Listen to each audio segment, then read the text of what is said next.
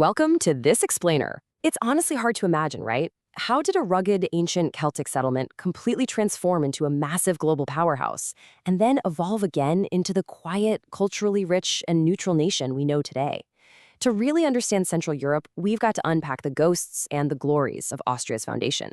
From its earliest days right up to now, it's this wild story of unexpected survivals, literally weaponized art, and the psychological shift of an empire choosing to intentionally step off the global battlefield. To navigate thousands of years of history without getting totally lost, we're going to break this explainer down into 6 distinct eras: origins and the Babenbergs, rise of the Habsburgs, the Baroque cultural era, empire and dual monarchy, world wars and collapse, and finally, the modern Austrian Republic. Starting off with Section 1, Origins and the Babenbergs, establishing the Eastern March.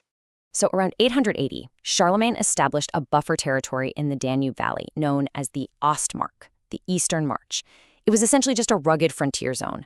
Fast forward a bit to 996, and we get the very first recorded mention of Ostarrîchi, which, as you might guess, is the direct root of the modern name Ostarrîchi, or Austria. Then, by 1156, it officially breaks out as the independent Duchy of Austria under the Babenberg family. And moving their capital to Vienna in the 12th century, that was a massive turning point. It fundamentally changed the destiny of that settlement, laying the literal foundation for iconic landmarks like St. Stephen's Cathedral. It transformed almost overnight from a dusty frontier outpost into the beating heart of a new power. Moving right along to Section 2, Rise of the Habsburgs, a global dynasty.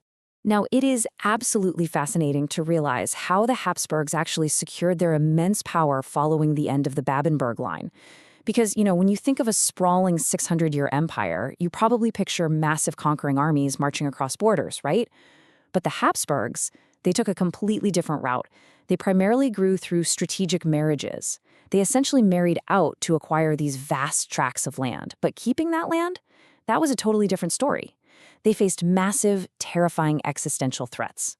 For instance, they only outlasted the 1529 Ottoman siege of Vienna purely thanks to a brutal winter and enemy supply shortages. Decades later, they managed to defeat the massive 1683 Ottoman siege, but literally only because of a crucial last-minute cavalry charge led by Polish King Jan III Sobieski. By the early 18th century, they had emerged as an undeniable great power, not just by brute force, but by sheer endurance. This whole story gets incredibly dramatic because the Habsburgs actually almost lost everything, multiple times over the centuries. They were miraculously saved at several critical junctures by brilliant diplomacy, painful compromises, or just direct outside military help.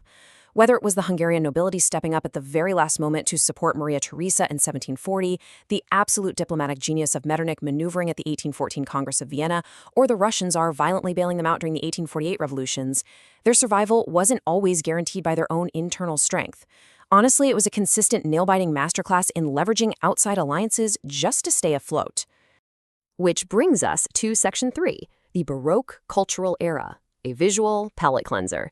The crucial takeaway here is that Central European Baroque wasn't just pretty art created for the sake of decoration. Not at all. It was a highly deliberate, emotionally involving campaign encouraged by the Catholic Church. This was their calculated, direct response to the Protestant movement that was just sweeping across Europe at the time. The arts were essentially weaponized to communicate religious themes with intense emotion, designed specifically to awe the public and win back the hearts and minds of the masses. It was literally a cultural battle for the soul, fought with paint and stone. You can really feel this intense, emotional style perfectly captured in the powerful 17th century works of Central European painters like Karl Schritte.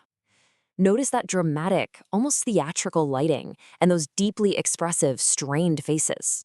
The shadows and the intensity, they aren't accidental. It's an immersive experience meant to draw you in completely. It's designed to make you feel something profound and undeniable the second you look at the canvas.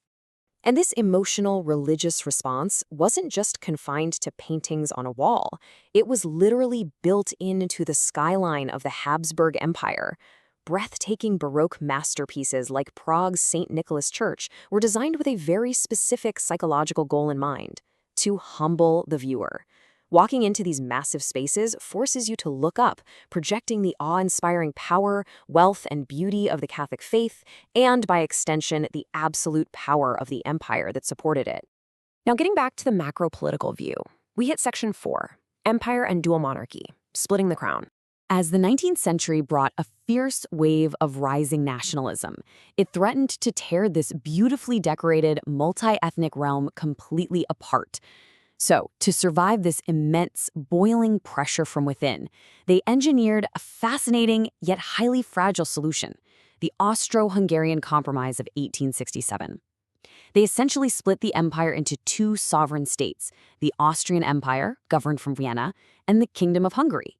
These two distinct, sprawling bodies were connected only by a single monarch and a shared military and diplomatic alliance.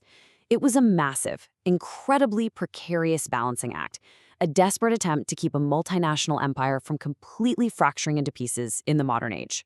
That, as we know, that delicate balance couldn't hold forever. Section 5, World Wars and Collapse, the end of an era. It's honestly staggering how rapidly centuries of carefully built history completely unraveled. In 1914, the assassination of Archduke Franz Ferdinand in Sarajevo sparks the absolute catastrophe of World War I. Fast forward just 4 years to 1918, and the 640-year Imperial Habsburg Dynasty is completely dead, replaced overnight by the First Republic of Austria. But this young, fragile republic is instantly suffocated by massive inflation, crushing debt, and widespread unemployment. By the 1930s, that deep economic desperation fuels civil unrest and paves the way for an authoritarian Austro-fascist government. Finally, in 1938, German troops march across the border, and Austria is formally annexed into Hitler's Nazi Germany in the Anschluss, an event that, historically, was actually supported by a large majority of Austrians at the time. It is a breathtakingly fast plunge from a global empire right into a dark abyss. The staggering human cost and immense tragedy of World War II in Austria is difficult to even comprehend, but the numbers really do speak for themselves. Before the war, Vienna was this vibrant cultural hub with a thriving Jewish community of about 180,000 people. By 1945, only about 5,500 survived the war in the city. It is a devastating, permanent loss that irreparably altered the human, intellectual, and cultural fabric of the nation forever. Emerging from the absolute ruin and horror of the Second World War, Austria entered its final evolutionary stage. Section 6, the modern Austrian Republic, rebuilding and neutrality. Following the ruin of the war, Austria wasn't immediately independent. For a tense decade between 1945 and 1955, it was divided into 4 Allied occupation zones.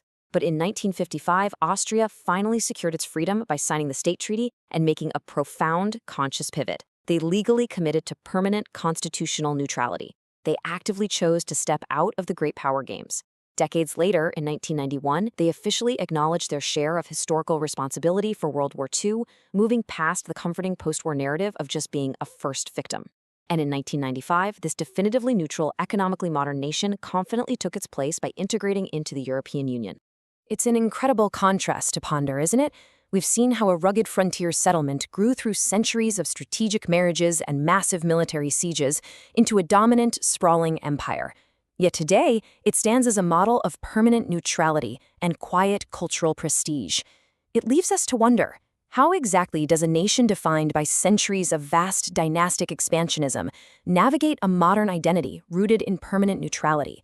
What happens to the psyche of a former superpower when it intentionally chooses to step off the global battlefield? Think about that as you process this deep dive into Austria's incredible foundation in history. Thanks for joining me on this explainer, and I'll catch you next time.